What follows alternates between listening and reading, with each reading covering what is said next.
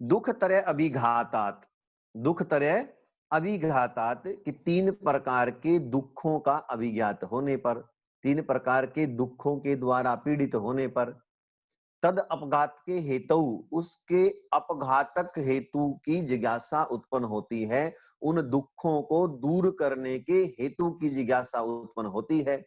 यदि कोई कहे कि दृष्टे की प्रत्यक्ष उपाय होने पर सा वह जिज्ञासा अपार्था चेत बेकार है, ऐसा नहीं कहना चाहिए। क्यों? एकांत अंत्यंतो अभावात, क्योंकि जो प्रत्यक्ष आदि जो उपाय हैं उनसे उन तीन प्रकार के दुखों की आत्यंतिक और एकांतिक जो है निवृत्ति नहीं होती। एकांतिक बोलते हैं पूर्णतया नष्ट हो जाना, और अंत्यंतो अभावात बोलते हैं कि फिर दोबारा कभी उनका न होना। जो यह कारिका है इसमें ईश्वर कृष्ण ने तीन प्रकार के दुखों को बता करके उन दुखों को दूर करने के उपायों के रूप में जो प्रत्यक्ष उपाय हैं उनको फेल बताया है, और जो 25 तत्व सांख्य के अनुसार हैं उनकी जिज्ञासा करना बेकार नहीं है। इस बात के महत्व पर जोर दिया है, क्योंकि जो 25 तत्व हैं उनके ज्ञान से ही दुखों की, तीनों प्रकार के दुखों की एकांतिक और आत्यंतिक निवृत्ति होती है। जो प्रत्यक्ष औषधि आदि उपाय हैं उनसे तीनों प्रकार के दुखों की एकांतिक और आत्यंतिक निवृत्ति नहीं होती। बात बनी या नहीं बनी? सर ये शारीरिक दुख दो प्रकार के हैं ना? ये जो आध्यात्मिक दुख हैं वो दो प्रकार के हैं, शारीरिक और मानसिक। और इनमें भी शारीरिक में भी दो प्रकार के हैं ना, नैसर्गिक और त्रिदोष जन्य। हाँ, नैसर्गिक जो स्वाभाविक है और त्रिदोष जन्य जो वात पित्त कफ आदि है। अच्छा, नैसर्गिक का बताना सर क्या होता है? निसर्ग होता है नेचर, स्वभाव। मान लो शारीरिक में अगर माने कि कोई जन्म से ही जो है वो पंगु पैदा हुआ, उसको चलने में दिक्कत है, तो नैसर्गिक दोष है। नैसर्गिक होता है स्वाभाविक। दूसरा क्या बताया, नैसर्गिक और? तो त्रिदोष जन्य बताया कि वात पित्त और कफ जो है आयुर्वेद के अनुसार व्यक्ति की प्रकृति होती है। अब किसी में वात की दिखता है उसमें वात से संबंधित रोग होंगे, पित्त की दिखता है उसमें पित्त से संबंधित रोग होंगे, और जो कफ से संबंधित कफ की जिसमें अधिकता है वो सारा दिन खांसता रहेगा। ठीक है, तो यहाँ कोई समस्या? तीन प्रकार के दुखों का अभिघात होने पर उन तीन प्रकार के दुखों को दूर करने के हेतु की जिज्ञासा उत्पन्न होती है। और यदि कहे कि दृष्ट जब उपाय है, प्रत्यक्ष जब उपाय है, तो वह जो जिज्ञासा है 25 प्रकार के जो तत्वों की जो जिज्ञासा है वो व्यर्थ है, ऐसा नहीं कहना चाहिए। क्योंकि जो प्रत्यक्ष आदि उपाय हैं उनसे तीनों प्रकार के दुखों की कांतिक और आत्यंतिक निवृत्ति नहीं होती। चेत न एकांत अंत्यंतो अभावात, दुख तरह अभिघातात जिज्ञासा तद अपघात के हेतु दृष्टे सा अपार्था चेत न एकांत अंत्यंतो अभावात। स्पष्टम? सर ये जो सा अपार्थ है ना, उस शब्द का मतलब क्या होगा? उपाय? दृष्टे की प्रत्यक्ष आदि उपायों के होने पर सा जिज्ञासा के लिए आया है। सा जिज्ञासा, वह जिज्ञासा। अपार्था बेकार चेत है न, ऐसा नहीं कहना चाहिए। ठीक है, तो दृष्ट ठीक है? उपाय है ना यहाँ पे, दृष्ट मतलब। हाँ, ठीक है। कौन कौन से उपाय? 25 तत्वों की जो जिज्ञासा है वो व्यर्थ है, ऐसा नहीं कहना चाहिए। क्योंकि जो 25 प्रकार के तत्व हैं उनसे तीनों प्रकार के दुखों की एकांतिक और आत्यंतिक निवृत्ति होती है। अब ये सारे बताएगा कौन से 25 तत्व हैं भी। तो दूसरे पे चलें।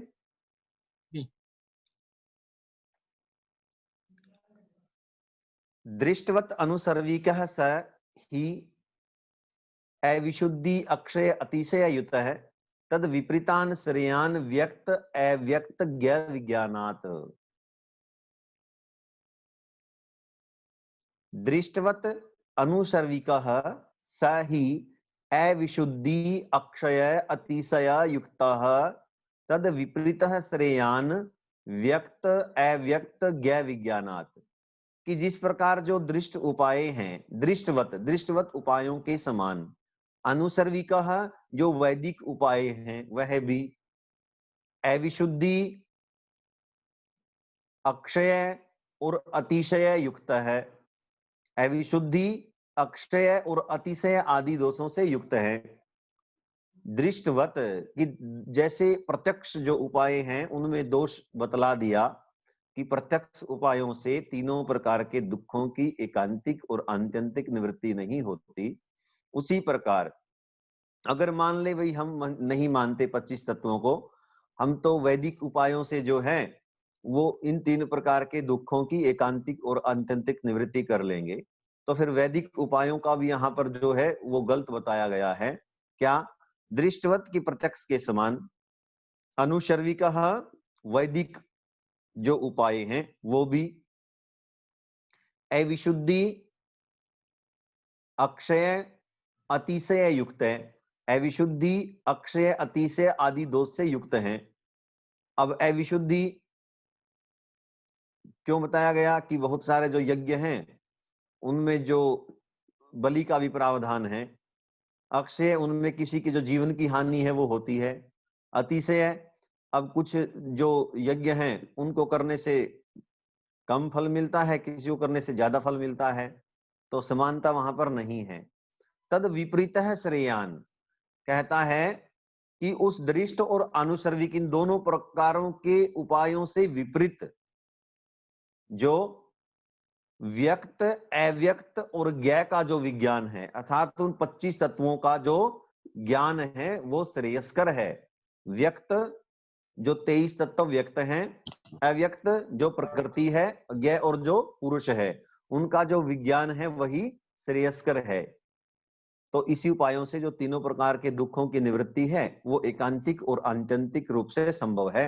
अब वो 23 तत्व जो है वो कौन 23 तत्व और वो व्यक्त और वो ज्ञ कौन है, ये अग्रिम कारिका में आएगा। दृष्टवत अनुशर्विकः सह ही अविशुद्धि अक्षय अतिशय युक्तः तद विपरीत श्रेयान व्यक्त अव्यक्त ज्ञ विज्ञानात्। दृष्टवत कि जिस प्रकार प्रत्यक्ष उपाय में दोष है उससे तीनों प्रकार के दुखों की एकांतिक और आत्यंतिक निवृत्ति संभव नहीं है, उसी प्रकार अनुशर्विक है। इसलिए वेद को कहा गया क्योंकि ये अनुश्रूयते, पहले किसी ने याद किया फिर उसने उसको आगे सुनाया, श्रवण परंपरा से प्राप्त है। तो अनुशर्विक है जो वैदिक उपाय हैं उनसे जो वैदिक उपाय हैं वो अशुद्धि अक्षय और अतिशय आदि दोष से युक्त हैं। इसलिए दृष्ट और अनुशर्विक अर्थात प्रत्यक्ष और वैदिक उपायों से भिन्न तद विपरीत है, उनसे विपरीत जो है तद विपरीत है, उन दोनों से विपरीत। किससे? प्रत्यक्ष से और वैदिक उपाय से जो विपरीत उपाय है। कौन सा उपाय? व्यक्त 23 तत्व, अव्यक्त प्रकृति और ज्ञ पुरुष, इनका जो विज्ञान है, इनको जो जानना है वही श्रेयान श्रेयस्कर है।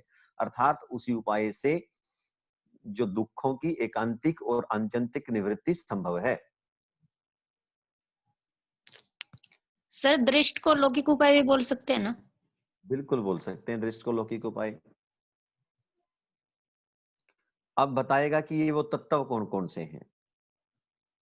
मूल प्रकृति ही अविकृति ही महत आद्या प्रकृति विकृत है सप्त षोडकस तु विकारो न प्रकृति न विकृति पुरुष। ये बहुत महत्वपूर्ण कारिका है सांख्य दर्शन की। मूल प्रकृति ही अविकृति ही, जो मूल प्रकृति है वो अविकृति है, वो किसी का कार्य नहीं है, वो किसी से उत्पन्न नहीं हुई है। ये समझ लो जो विकार होता है वो कार्य है, जो कारण है वो विकार नहीं है। मूल प्रकृति ही अविकृति ही, जो मूल तो प्रकृति सर है हेलो वो अविकृति है। हेलो, हाँ तो ऐसा बोले। भी बोल सकते हैं ना एतदृशपि उक्तवान् न मूल प्रकृति इति प्रकृति। हाँ, मूल प्रकृति ही प्रकृति है, मूल प्रकृति ही एतादृशपि अविकृति। उक्तवान् शक्यम्।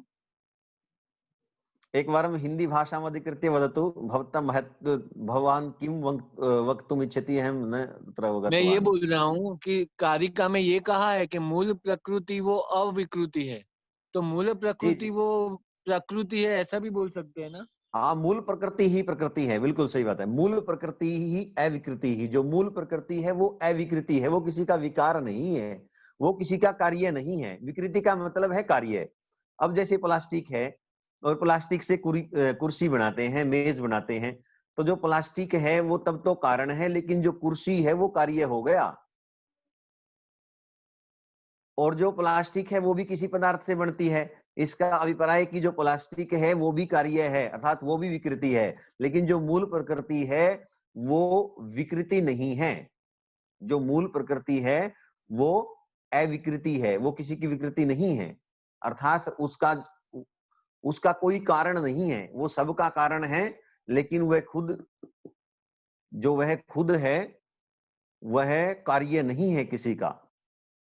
और जो कार्य होता है वही विकृति होता है, वही विकार होता है। जैसे दूध है, अब दूध से क्या बनती है? दही बनती है। अब दही क्या है? विकृति है। किसकी विकृति है? दूध की विकृति है। तो वही बात है कि मूल प्रकृति ही अविकृति ही, जो मूल प्रकृति है वो किसी का जो कार्य नहीं है, वह किसी के विकार से उत्पन्न नहीं होती। महत आद्याह प्रकृति विकृति है शब्द। जो महत आदि जो तत्व हैं वो प्रकृति भी है, विकृति भी है। आपको पता है कि प्रकृति से क्या उत्पन्न होता है? महत, महत से क्या उत्पन्न होता है? अहंकार, अहंकार से क्या उत्पन्न होती हैं? पंच तन मात्राएं। मात्राएं। तो जो प्रकृति से महत उत्पन्न हुआ तो इसलिए महत कार्य भी हो गया, और महत से अहंकार उत्पन्न हो गया तो महत कारण भी हो गया। महत जो है अहंकार का तो कारण हो गया, और प्रकृति से उत्पन्न होने के कारण कार्य हो गया। अब महत से अहंकार उत्पन्न हुआ तो उत्पन्न होने के कारण अहंकार क्या हो गया? कार्य हो गया, और अहंकार पंच तन मात्राओं का कारण भी हो गया। इसलिए बताया कि महत आद्याहा, की महत आदि जो 7 हैं वो प्रकृति भी है, विकृति भी है। वो उत्पन्न भी करते हैं और वो उत्पन्न भी हुए हैं।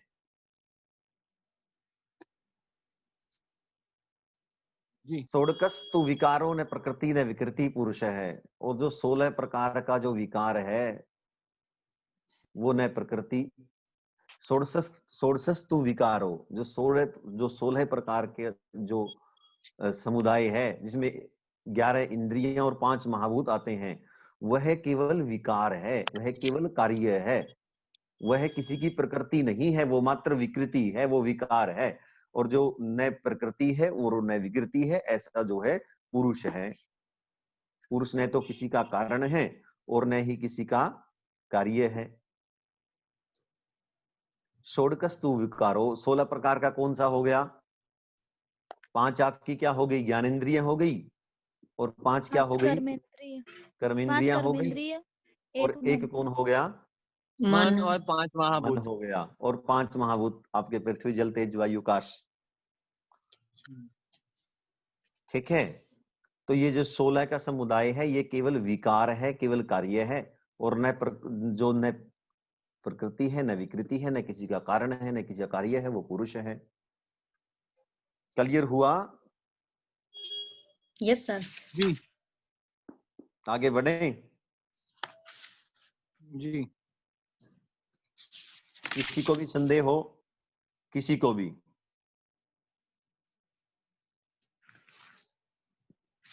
सर एकवारम इंद्रियाणि नामानि वदतु न। वदतु काय वक्तुम अर्हति। ज्ञानेन्द्रिय तु जानाति एव भवान्, कर्मेन्द्रिय विषय संशय वर्तते। पाद पायु उपस्थाख्यानि वाणी पाद पायु उपस्थ। प्रत्येक नाम वदतु न। हाँ वदतु पूनम। क्या सर? पंच ज्ञानेन्द्रियां, ज्ञानेन्द्रियाणि वदतु एक बार। श्रोत्र, नेत्र, घ्राण, त्वक और रसना। श्रोत्र, नेत्र, घ्राण हाँ? जी, त्वक और रसना। त्वक मतलब स्किन बोलते हैं मतलब वो। स्किन। हाँ, त्वक मतलब त्वचा। त्वचा। हाँ, और रचना। रसना मतलब जीभ। तो रसना इति कर्मेन्द्रिय अपि आगच्छति। नहीं नहीं नहीं नहीं, रसना रसना कर्मेंद्रिय में नहीं आती। कर्मेंद्रिय में आएगा वाक, पाणी, पाद, पायु और उपस्थ। ओके, वाक, पानी, पाद, पायु और उपस्थ। ओके, आम। जी। स्पष्टीभूतम। आम। अग्रे चलामः। मैं यहाँ थोड़ा सा एक बार स्पष्ट कर देना चाहता हूँ। भगवान श्री कृष्ण गीता में कहते हैं कि जो इंद्रियां हैं वो विषयों से कभी भरने वाली नहीं है। मार्तंड जी, जो इंद्रियां हैं वो विषयों से कभी भरने वाली नहीं है। सही, आप, सही। आम। हाँ, आप जो है दिल्ली से और आपके राज्य में जा रहे हैं, आपका कार्य तो आपके राज्य में जाना है, लेकिन आप ट्रेन में से खिड़की में से जो है आंखें फाड़ फाड़ करके बाहर देखेंगे क्या गया क्या गया। ऐसे ही जो आम। लोग बातें करने वाले लोग होते हैं वो घंटे बैठ करके बातें करते रहते हैं, फिर भी उनके कान कहते हैं कि कुछ छूट गया, थोड़ी और बात करनी थी। ऐसे ही जिह्वा आम। की बात है। जो हम एक बहुत सारे विवाह समारोह में गए हुए हैं, तरह तरह की मिष्ठान वहां पर लगी हुई हैं, हमने खूब आनंद लिया सभी स्टॉलों का, लेकिन फिर भी जाते समय ये रह जाता है कि कुछ न कुछ तो रह गया, एक कुछ और ले लेना चाहिए था। तो ये जीवा रस जो आपकी इंद्रिय है इसका कमाल है। सर, एक प्रश्न अस्ति, वाग च रचना मध्ये को भेद। वाक, वाग च रचना। भाई वाणी और रसना में भेद है। जो रसना है वो टेस्ट लेती है, वाणी बोलती है। आम। और द्वौ कार्य जिह्वा माध्यमेन भवति। हाँ, वो अलग बात है, लेकिन एक आनंद टेस्ट का विषय है और एक जो है कथन का विषय है, विषय अलग अलग है। एतत् मम मस्तिष्के प्रश्न अस्ति, को भेदः, तस्मात् अहं पृच्छामि। तर्हि भेदः स्पष्टः भवत् किं न वा? आम्, आमाम्। अहो, अग्रे चलामि। दृष्टम अनुमानम आप्तवचनम च सर्व प्रमाण सिद्धत्वात् त्रिविधम प्रमाणम इष्टम प्रमेय सिद्धि प्रमाणात् ही। प्रमाणों के विषय में इस कारिका में चर्चा की गई है कि दृष्टम, अनुमानम, आप्तवचनम, सर्व प्रमाणात् सिद्धत्वात् त्रिविधम प्रमाणम इष्टम प्रमेय सिद्धि प्रमाणात् ही। दृष्टम प्रत्यक्ष, अनुमानम अनुमान, आप्तवचनम शब्द, ये तीन प्रकार के जो प्रमाण है वो माने गए हैं। क्यों कह दिया? सर्व प्रमाण सिद्धत्वात्, जो सारे प्रमाण हैं वो इन तीनों प्रमाणों से सिद्ध हो जाते हैं। त्रिविधम प्रमाणम इष्टम, तीन प्रकार के जो प्रमाण हैं वो माने गए हैं। प्रमेय सिद्धि प्रमाणाति, क्योंकि जो सभी प्रकार के प्रमेय हैं, प्रमेय होते हैं हमने जिनका वास्तविक ज्ञान करना है, वो प्रमेय होते हैं। वो वास्तविक ज्ञान किनका करना है? वो 25 तत्वों का हमें वास्तविक ज्ञान करना है। तो इन 25 तत्वों की जो सिद्धि है वो इन प्रमाणों से हो जाती है। इसलिए हमने जो है तीन प्रकार के प्रमाण माने। दृष्टम प्रत्यक्ष, अनुमानम अनुमान, आप्तवचनम आप्त, यथार्थ वक्ता पुरुषः आप्तः प्रोक्तः, जो यथार्थ का उपदेश देने वाला जो व्यक्ति अथवा शास्त्र हो उसको आप्तवचन बोला गया है। ठीक है, तो दृष्ट, प्रत्यक्ष, अनुमान, आप्तवचनम शब्द, सर्व प्रमाण सिद्धत्वात् की सभी प्रमाणों के सिद्ध होने से त्रिविधम प्रमाणम इष्टम, तीन प्रकार के जो प्रमाण हैं वो माने गए हैं। प्रमेय सिद्धि प्रमाणादि, और कारण भी बता दिया गया कि जो प्रमाण हैं इन प्रमाणों से, इन तीनों प्रमाणों से जो प्रमेय सिद्धि है वो हो जाती है। और यहाँ पर प्रमेय क्या है? प्रमेय है जिसका हमें ज्ञान करना है, जो ज्ञेय वस्तु है। वो ज्ञेय वस्तु क्या है? 25 तत्व हैं। वो 25 तत्व इन प्रमाणों से जाने जा सकते हैं। इसलिए तीन ही प्रमाण सांख्य दर्शन में ईश्वर कृष्ण ने स्वीकार किए हैं। यहाँ पर कोई संदेह? स्पष्टम्। आप्तवचन इत्युक्ते आप्तवचनम यथार्थ उपदेष्टा पुरुषः आप्तः प्रोक्तः, जो शास्त्र, जो व्यक्ति हमेशा सत्य बोलता हो उसको आप्तवचन कहा गया है। जो सदैव सत्य बोलता हो, यूनिवर्सल ट्रूथ जो कहता हो, the sun rises in the east, ये आप्तवचन है कि सूर्य पूर्व में ही उगता है। जो बात बिल्कुल सटीक हो, सर गीता मध्ये एकं श्लोकम् अस्ति न, ऋषिभिः बहुधा गीतम् एतत् आप्तवचनं भविष्यति। किम? गीता मध्ये एकः श्लोकः अस्ति न, ऋषिभिः बहुधा गीतम्, एतत् आप्तवचनं भविष्यति न? एकवारं पुनः वदतु। ऋषिभिः बहुधा गीतम्। ऋषिभिः? हाँ, एतत् गीता मध्ये श्लोकः अस्ति, ऋषिभिः हिंदी बहुधा हिंदी में बोलो, गीतम्। संस्कृत मुझे याद आ जाएगी, आपकी संस्कृत मुझे समझ नहीं आती कई बार। हिंदी बोलो। मतलब ऋषियों के द्वारा जो बोला हुआ है वो आप्तवचन है। हाँ, ऋषि भी बहुधा गीतम। हाँ, ऋषियों के द्वारा, ठीक है, ठीक है, ठीक। एतदहं वदामि स्म। नहीं, ये बात आप तो वचनम ऋषि भी बहुधा गीतम, ऋषियों के द्वारा बहुत, ऋषियों के द्वारा जो कुछ कहा गया वो सही कहा गया, वो आप तो वचनम है। वेद शास्त्र आदि की जो बात है, वेदों की जो बात है, ठीक है ना, क्योंकि वेदों को अपौरुषेय माना गया है, वेदों की बात को जो है आप्त माना जाता है, ठीक है ना। और जो व्यक्ति यथार्थ का उपदेश करे, जो यथार्थ उपदेष्टा हो, उसकी बात को भी आप्त वचन माना गया है। अब ये बताओ, जो प्रमाण है उनका जो कार्य होता है वो ज्ञेय वस्तु को बताना होता है। अब मान लो आपकी आपकी जो भैंस है, भैंस को सभी जानते होंगे, आपकी जो भैंस है वो तालाब से निकल करके और किसी तरफ जो है खेतों की तरफ चली गई, और एक ऐसा व्यक्ति आ रहा है जो झूठ बोलता है, और वो बोलेगा कि जो आपकी भैंस है उसको मैंने देखा है और वो उस तरफ जा रही थी। क्या आप उसको प्रमाण मान लोगे? आपको पता है वो झूठ बोलता है। क्या आपको आपकी भैंस की जो प्रमेय, जो आपकी भैंस है उसकी सिद्धि हो जाएगी, उसका पता चल जाएगा? नहीं।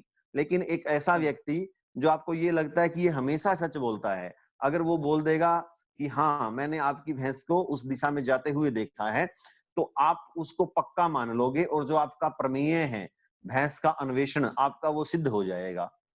तो आप वचन बोलते हैं जो यथार्थ का उपदेश करे, उस शास्त्र को या उस व्यक्ति को। समझे? अब हाँ, अनुमान प्रमाण की जहां तक बात करूं, तो आप देखते होंगे प्रायः गर्मी के दिनों में जो कच्चे रास्ते होते हैं उनमें जो सांप की जो निशान है, सांप के चलने के जो निशान है वो छपे रहते हैं। अगर आप सांप के निशान को देख करके अनुमान लगाओगे कि जो सांप है वो इस दिशा से इस दिशा की तरफ घुसा है, ठीक है ना, क्योंकि यहाँ पर जो सांप के पैर, जो निशान हैं, चलने के जो निशान हैं वो हैं, तो वो आप अनुमान के अंतर्गत रखेंगे। और प्रत्यक्ष तो प्रत्यक्ष होता ही है, हाथ कंगन को अर्शी क्या। क्लियर? आम् स्पष्टम्। प्रति विषय अध्यवसायो दृष्टम त्रिविधम अनुमानम आख्यातम तत् लिंग लिंगी पूर्वकम आप्त श्रुतिर आप्त वचनम तु। प्रति विषय अध्यवसायो दृष्टम त्रिविधम अनुमानम आख्यातम तत् लिंग लिंगी पूर्वकम आप्त श्रुति आप्त वचनम तु। अब यहाँ पर प्रत्यक्ष को बताया गया है, अनुमान को भी खोल करके बताया गया है वेदों सहित, और जो है कौन सा जो प्रमाण है वो किस प्रकार का होता है, ध्यान पूर्वक देखिएगा, ये अंतिम रहेगी आज की। प्रति विषय, विषम विषम प्रति, प्रति विषय अर्थात इंद्रियों से होने वाला अध्यवसाय जो ज्ञान है उसको दृष्टम प्रत्यक्ष कहा गया है। प्रति विषय इंद्रियों के द्वारा होने वाला अध्यवसायो ज्ञान दृष्टम प्रत्यक्ष कहा गया है। त्रिविधम तीन प्रकार का, अनुमानम अनुमान को आख्यातम कहा गया है, तीन प्रकार का जो है वो अनुमान कहा गया है। तत् लिंग लिंगी पूर्वकम, और जो वह अनुमान है वह लिंग और लिंगी पूर्वक होता है। पहले उसमें हेतु होता है, उसके बाद उसमें साध्य होता है। लिंग हेतु को कहा गया है, लिंगी साध्य को कहा गया है। क्लियर? आप्त श्रुतिर आप्त वचनम तु, वही बात आ गई कि आपत किसको बताया था मैंने? यथार्थ वक्ता के द्वारा जो कुछ कहा गया, सच बोलने वाले व्यक्ति के द्वारा जो कुछ कहा गया, उसका जो वचन है वो आप्त है, वो आप्त प्रमाण है। आप्त श्रुति ही आप्त वचनम तु। आप्त व्यक्ति का यथार्थ व्यक्ति के द्वारा बोला गया, और श्रुति वेद आदि का जो वचन है वो आप्त है, उसको शब्द प्रमाण माना गया। फिर से देखें, प्रति विषय अध्यवसायो दृष्टम, प्रति विषय यहां इंद्रियों से लेना है कि इंद्रियों से होने वाला अध्यवसायो जो ज्ञान है उसको दृष्टम प्रत्यक्ष कहा गया। त्रिविधम 3 प्रकार का, अनुमानम अनुमान प्रमाण को आख्यातम कहा गया। तत् लिंग लिंगी पूर्वकम, और जो वह अनुमान प्रमाण है वह लिंग और लिंगी पूर्वक होता है। उसमें पहले हेतु होता है और फिर साध्य होता है, उसमें पहले धुआं होता है और फिर आग होती है। ठीक है। आप्त श्रुतिर आप्त वचनम, तू आप्त व्यक्ति के द्वारा कहा गया और श्रुति का वचन उसको शब्द प्रमाण माना गया है। तो ये आपको मैंने ये क्लियर भी हो गया कि पूर्ववत क्या होता है, जहां पहले कारण को देख करके जो है वो कार्य का अनुमान हो, कारण को देख करके कार्य का अनुमान। आकाश में बादल हैं और आपने कहा आकाश में बादल हैं इसलिए बारिश होगी, और कार्य को देख करके कारण का अनुमान। आप खेत में गए, आपका जो खेत है वो लबालब पानी से भरा हुआ था, आपने कार्य को देख लिया कि रात को बारिश आई होगी। और सामान्य तो दृष्ट जो तीसरा होता है वो सामान्य रूप से किसी चीज को देख करके जो है अनुमान लगाना, एक आम के पेड़ पर मंजरी देख करके और सभी पर मंजरी आ गई होंगी ऐसा अनुमान लगाना। क्या समझ में आया? सर ये सामान्य दृष्टो इति न स्पष्ट भवति। सामान्य होता है सामान्य रूप से, दृष्टि देखने पर जो अनुमान लगे। अब सामान्य रूप से देखने पर अनुमान, मान लो आपने अपने क्लास 10th क्लास के बच्चों को कहा था कि 9 बजे आप आ जाना कक्षा में, आज 10 बजे की बजाय 9 बजे कक्षा लगेगी। आपने 2-3 बच्चों को देख लिया और आपने अंदाजा लगा लिया कि सारी, बाहर देख लिया कक्षा के बाहर, आपने अंदाजा लगाया कि सारे आ गए होंगे। सामान्य रूप से देखने पर जो अनुमान लगता है उसको सामान्य तो दृष्टि बोलते हैं। एक आम के पेड़ पर आम लगने से पूर्व जो कोर जिसको बोलते हैं वो आया हुआ है, और आपने अंदाजा लगा लिया कि जो सभी आम के पेड़ हैं उस पर कोर आ गया होगा, इसको बोलते हैं सामान्य तो दृष्टि। अर्थात न्यूनतः सर्वानुकरण भवति इति। बस एक यहाँ कारण को देख करके अन्य जो है कार्य का अनुमान कर लेना, एक जगह कार्य कारण को देख करके अन्य जगह भी कार्य का अनुमान कर लेना। जी हाँ, स्पष्ट। आपके मार्तंड जी, आपकी गेहूं रखी हुई है बाहर ओपन में, और बारिश आ गई, ठीक है, 3-4 कट्टे थे, एक को देख लिया कि भीग गया है, और आपकी माँ ने कहा कि बेटा अंदर लेकर के आने हैं इनको, जो आटा है वो भी चाहिए। अब एक कट्टा भीग गया तो मार्तंड जी ने अनुमान लगा लिया कि माता जी ये सारे कट्टे भीग गए होंगे, तो सूखने के बाद ही बात बनेगी। ठीक है, तो ये सामान्य तो दृष्ट अनुमान है। और जो लिंग लिंगी पूर्वक होता है, ये आपने साहचर्य नियमो व्याप्ति में पढ़ा होगा, यत्र धूम तत्र अग्नि। इसमें पहले हेतु होता है, उसके बाद जो है साध्य होता है, पहले लिंग होता है फिर लिंगी होता है। लिंग हेतु को बोला गया है, लिंगी साध्य को बोला गया है। और वही बात आप्त श्रुतिर आप्त वचनम तू, आप्त किसको कहा था मैंने, जो यथार्थ का उपदेश दे, और श्रुति किसको कहा था, जो वेद आदि हैं, तो उनका जो वचन है उसको शब्द प्रमाण माना गया है। तो साथियों आज इतना ही रहा।